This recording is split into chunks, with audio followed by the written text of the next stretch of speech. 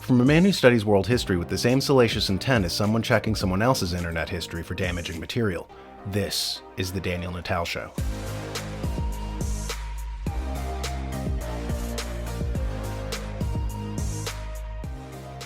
This week, the stock market took a beating, falling 19% on Monday, or 34,000 points.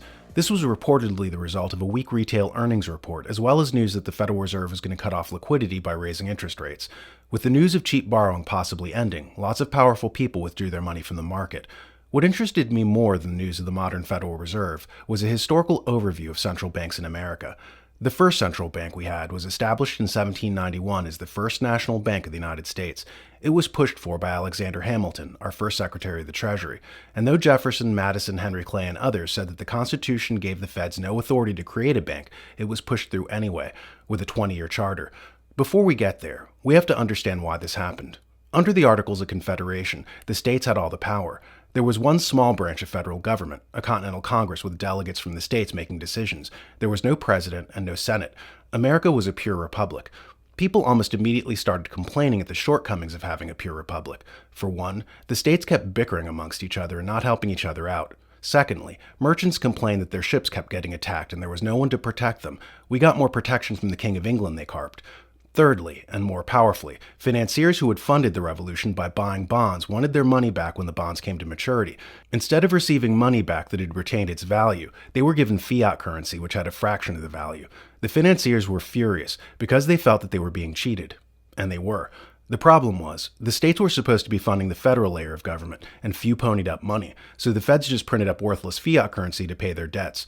Charles Beard writes about this in an economic interpretation of the Constitution of the United States. In it, he says that there were three groups pressing to throw out the Articles of Confederation and to constitute a government upon a wholly new basis, according to Hamilton. In the second draft of the United States government, we would abandon a pure republic and adopt Cicero's mixed form of government. It would have aspects of monarchy, aristocracy, and republic. For monarchy, we created the presidency. For aristocracy, we established the Senate. And for republic, we invented the House of Representatives. The three groups pushing for this new mixed form of government were the merchants, who wanted their ships protected, the land speculators, who wanted settlers in the territories protected from Indians, and the financiers, who wanted a constitution where money was tied to gold. Charles Beard wrote, "Now it is to creditors seeking relief against paper money and the assaults of the agrarians in general. Now it is to the holders of federal securities which are depreciating toward the vanishing point. But above all, it is to the owners of personalty anxious to find a foil against the attacks of leveling democracy that the authors of the Federalist address their most cogent arguments in favor of ratification." It is true there is much discussion of the details of the new framework of government, to which even some friends of reform took exceptions.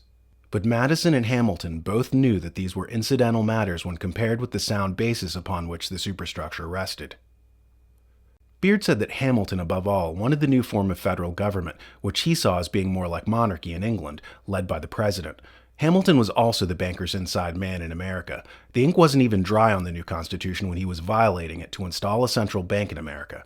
A fight broke out almost immediately between Thomas Jefferson, who wanted the people to rule, and Hamilton, who wanted a top-down form of governance. Why was a central bank so important to Hamilton then? What happened was simple. The federal layer of government wanted to avoid state power. If the states were giving money to the feds, then the states would be in charge. There's an Arab proverb that says, "It is the servant who accepts the silver." Whoever is paying the salary is the master. In the original setup, the states were paying the salary and the feds were relying on them for money. After the new government came in, the feds decided to bypass the states and go to a bank to get money. Theoretically, if there were infrastructure projects and stuff, a government should fund this through raising taxes. If you go to a bank, it's more expensive because in borrowing the money, you have to pay the cost back plus interest. But Weasley politicians, too afraid to raise taxes for fear that the voters would vote them out, preferred getting the money through borrowing it from a bank instead. The result of this was that citizens would no longer be the master of the country, but the bankers would be. Instead of using taxes to fund things, as ethics and sound government called for, they would use debt to finance projects. In another sense, what was happening went beyond mere funding issues. You saw a power struggle emerge. This was the first time you saw the federal layer of government go rogue and try to break away from the rest of the country, and using the bank to do it. The states were the check on their power. By getting their funding elsewhere, that check on federal power was removed. It's also why in the Articles, delegates on the federal layer were paid by the states, whereas in the new Constitution, senators and congressmen would be paid by the feds, not the states. This removed a layer of state power. Today, instead of the states controlling the feds, it's now the feds controlling the states with funding. To rein in the federal government, we would have to disband the Federal Reserve and make the feds reliant on the states again for all their funding. Well, that's what the citizens did. After the 20-year charter ran out on the First National Bank of the United States, its charter was not renewed. This happened in 1811. The bankers in London were infuriated by this, of course, because it hampered their control of the new country. And by the following year, we had the War of 1812, where the British attacked us with a view to installing a new central bank in America. Sadly, they succeeded. Andrew Jackson would fight the Second National Bank of America and disband it. He earned the distinction of being the only U.S. president to get America completely out of debt. After that one was disbanded in 1833, America wouldn't have a central bank again until 1913, when the London banking cartel got its third central bank installed in the United States. But that's the subject for another video. As for this one, understand what a central bank does. It allows the feds to go off the reservation. Instead of looking to the states and the people to fund things and be in charge, they use a bank to short-circuit this. So now international financiers are in charge. If we want to reform the political system, it's of the utmost importance to reform the financial system. If you've gotten this far, you must like our content. If you haven't already, head to thenewamerican.com and subscribe to our print magazine published twice a month and daily online. It's the essential news source for freedom-loving Americans.